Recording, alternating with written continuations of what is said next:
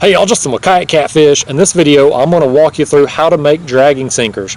I'm going to talk about all the materials you need, then I'm going to explain why I use the materials that I do, and then I'm just going to take you through step by step on how to build these sinkers. It's a very simple, very easy, very fast process on how to make these things.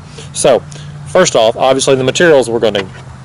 Let's talk about those. So, for the tubing material, we're going to use soaker hose. This is Element Soaker Pro. You can get this in a 50-foot roll. It's 3/8 inch. This is very good. This is a rubber tubing basically.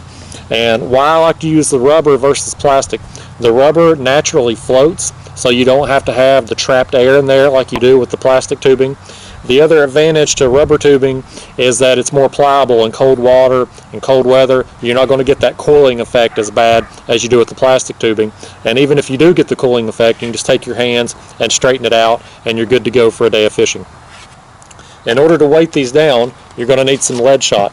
Now, the easiest way to go about getting lead shot is to order it in bulk. That's going to be your cheapest option. You can get the reclaimed lead shot or reclaimed bird shot, but you're going to have to buy it in bulk, and unfortunately do that. Another option for you that's not quite as cheap, you're going to pay more by the pound, but you're going to be able to order it in smaller quantities, is to order, and this is an empty package here, but this was a 4-pound package of lead shot used for diving weights. You can get this on Amazon. This package here was 4 pounds. I believe it was $17.99 or $19.99 for that package. So, you know, a little bit more per pound, but you, like I said, you can buy it in smaller quantities. So, let me talk a little bit more about that lead shot there for a second too. With this soaker hose material here, this rubber tubing, water's going to go in and out. Like I said, there's no need to have trapped air in these sinkers to make them work. But because water goes in and out, you want to use the lead shot there for the weight. You don't want to use things like BBs or other types of metals, because as the water goes in and out of these sinkers, it's going to rust whatever metal's in there very quickly. And so you leave these things laying in your boat or your truck or whatever, you're going to have rusty water leaching out. So it's very important to use the lead for the weights. Next thing you'll need here is some twist-on wire connectors. This is the 22 gauge size. You'll need some screw eyes. This is 1 1/8 inch screw eyes. You can get these in a 10-pack. And then some Gorilla Glue. And that's all the supplies you need to build these sinkers. Now, I've got everything set up here. In addition to these supplies here, you're going to need just a few more things. You'll need a knife or some scissors to cut this rubber tubing with. You'll need a small funnel, like a little kitchen funnel here, to help pour your lead shot down in the tubing. You'll need a small cup of water or a wet cloth. That's just going to help dampen things so that it'll be able to activate the Gorilla Glue. And then I like to use some gloves here anytime I'm handling glue, because let me tell you, you glue your fingers together one time, you'll never want to do it again, and I've done it. So use gloves for safety. So what I'm going to do here is I'm going to glove up, and then we'll cut a section of this hose and get started. Alright guys, so I've taken my scissors and I've cut a 30-inch long length of this soaker hose. That's one thing I forgot to mention a second ago. You're also going to need a measuring tape to be able to measure this out, but it's 30 inches long. So I'm going to take this and set it off to the side. Next step in this, we're going to take one of these orange wire connectors, and I'm going to just kind of dip it in my water here just to kind of dampen it. You need to dampen whatever you're working with to be able to activate this Gorilla Glue and get it to work. And so what I'm going to do is just squeeze this Gorilla Glue, and I like to coat it pretty generously on here just to get a good coating. Set that off to the side.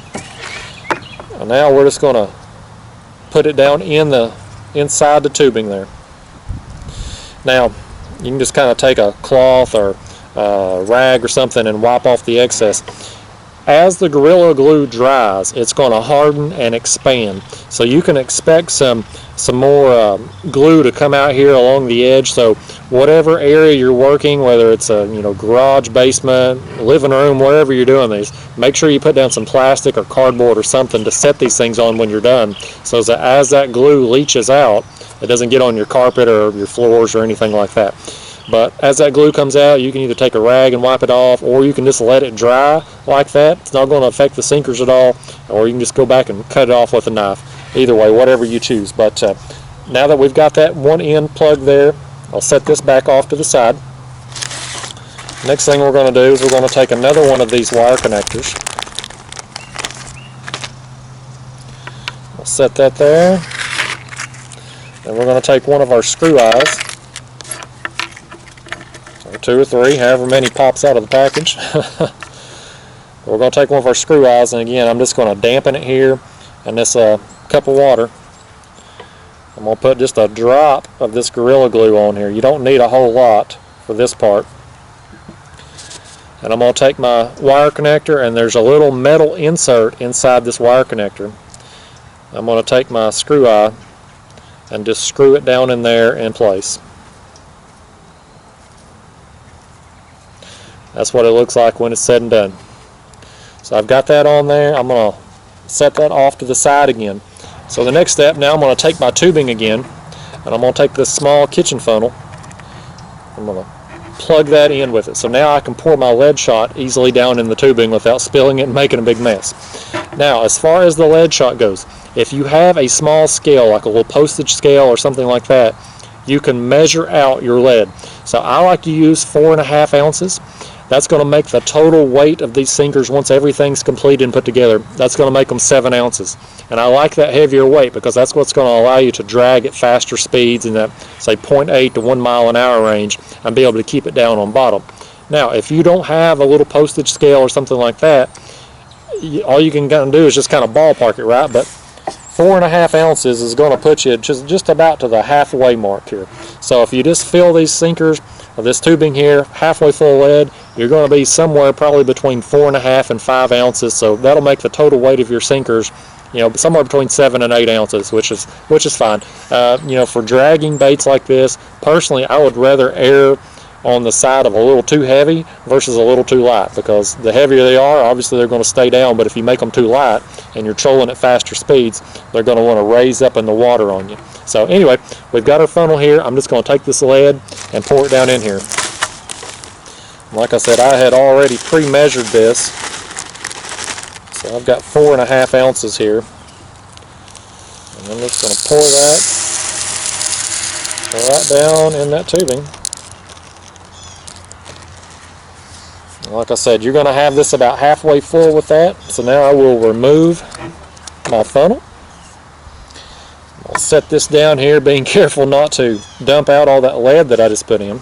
The next thing here, I'm going to take my wire connector with the screw eye that I had before. And again, I'm just going to take it and kind of dip it in the water there to get it damp. We'll do just like we did before on the other end. We'll take some Gorilla Glue here and just very generously coat the outside of it. I'm making a mess everywhere. And then we're just going to take it, plug it down in the end of it here. And that, guys, that right there is your completed dragging sinker. Now, you've got a couple options here. Once this dries, like I said, it'll take several hours for that Gorilla Glue to harden and expand and completely dry in there. Once it does, though, you've got a couple different options as far as attaching it to your leader. If you're concerned that maybe the sinker will get hung and you just want to be able to break free and keep the rest of your rig, you can just take some fishing line here, some 8-10 pound test line, and tie that onto your leader. If you're somebody like me and you're not really concerned about getting the sinker hung, because personally, you know, the areas I fish, I'm not going to get these sinkers hung. If I do get hung up, most likely it's going to be my hook that gets hung up. 99% of the time, that's what's going to happen. And in that situation, you know, you're going to lose the whole rig anyway. So what you can do is take a snap clip, attach it to your hook eye here, and be able to connect it directly to your leader. So it, you know, it just comes down to your personal preference, whatever you want to use. But that right there, guys, that is your completed sinker. Like I said, it's very simple, very easy to make. You can make a bunch of these very quickly. So yeah, guys, that's pretty much it. I hope you have found this video helpful. I hope you like it, and I hope you like these sinkers, because I know I sure do. These things have been the best sinkers that I have ever used, and I have caught a lot of good fish because of them. So anyway, guys, thank you very much. Let me know if you have any questions.